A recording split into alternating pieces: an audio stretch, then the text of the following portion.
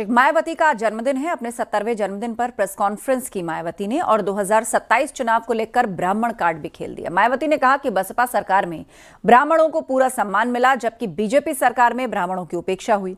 साथ ही मायावती ने विधानसभा चुनाव में अकेले लड़ने का भी ऐलान किया। अब मायावती के बयान पर बीजेपी और एसपी ने भी पलटवार किया है।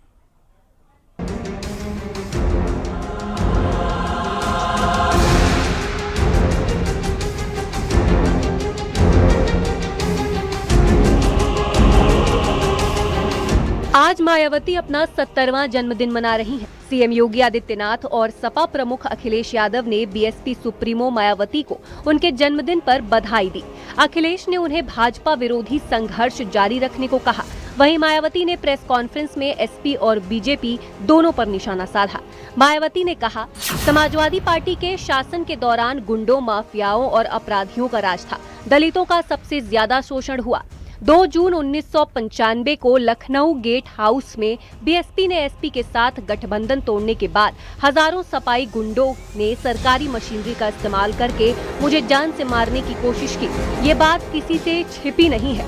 उनके शासन में सिर्फ उनके अपने समुदाय को फायदा होता है और मुसलमानों का भी शोषण होता है। उनके तथाकथित पीडीए का यही मतलब है। वहीं शिवपाल यादव ने मायावती पर पलटवार किया है। उन्होंने कहा कि मायावती का अस्तित्व खत्म हो चुका है। अब मायावती के गिनती के सांसद और विधायक बचे हैं। मायावती जी का अस्तित्व खुद ही खत्म हो गया है जी। अब देखिए, भारतीय जनता पार्टी के समय में तो मीटिंगें करते, तब मैंने बोला है कि उन्हें सम्मान नहीं मिल रहा है। तो हमने कहा है कि जितने भी ब्राह्मण हैं जिनका सम्मान नहीं हो रहा है, जिनकी उपेक्षा हो रही है, वो हमारे साथ आए, समाजवादी पार्टी में आए, उनका सम्मान होगा। लेकिन बहन जी तो कह रही है कि हम सरकार बनाने जा रहे हैं।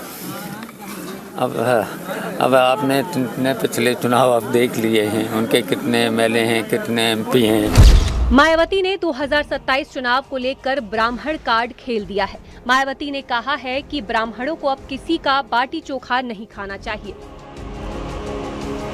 वैसे भी अब ब्राह्मण समाज को किसी का भी चोखा, बाटी आदि नहीं चाहिए और न ही वे किसी की धमकी से भी डरने वाले हैं, बल्कि उन्हें हर स्तर पर पूरा मान सम्मान व उचित प्रतिनिधित्व तथा रोटी रोजी के भी साधन चाहिए।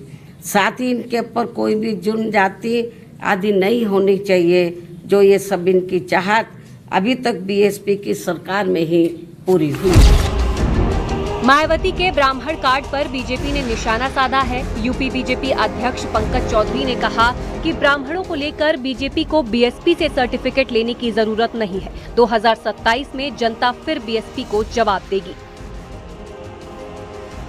बसपा को हमें ब्राह्मणों के प्रति प्रमाण पत्र उनसे प्राप्त करने का अवसर हमें नहीं चाहिए।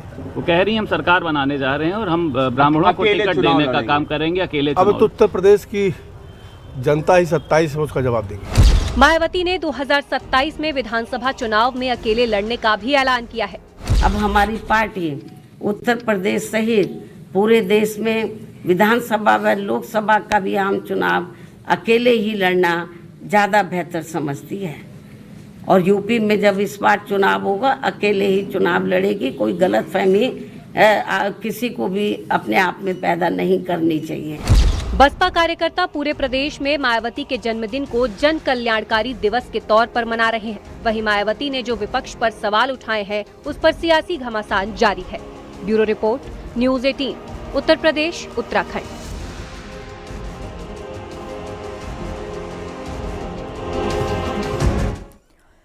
मायावती की प्रेस कॉन्फ्रेंस के दौरान आग लग गई। छत में लगी लाइट में अचानक शॉर्ट सर्किट हुआ और वहां आग लगी। आग लगने पर सिक्योरिटी एक्टिव हुई। फायर सेफ्टी सिस्टम को भी एक्टिव किया गया। अपनी पार्टी को जरूर मजबूत ऑफ कर दो इसको भाई। अब अपनी पार्टी को जरूर मजबूत ऑफ कर दो इसको भाई। अब अपनी पार्टी को जरूर मजबूत ऑफ कर दो इसको भाई। अब अपनी पार्टी को जरूर मजबूत ऑफ कर दो इसको भाई। समाजवादी पार्टी के राज्यसभा सांसद रामजीलाल सुमन ने मायावती के बयान पर पलटवार किया और कहा कि बसपा के गठबंधन में फायदा कम नुकसान ज्यादा है। हिंदुस्तान में ऐसा कोई दल नहीं बचा जिससे उन्होंने गठबंधन ना किया।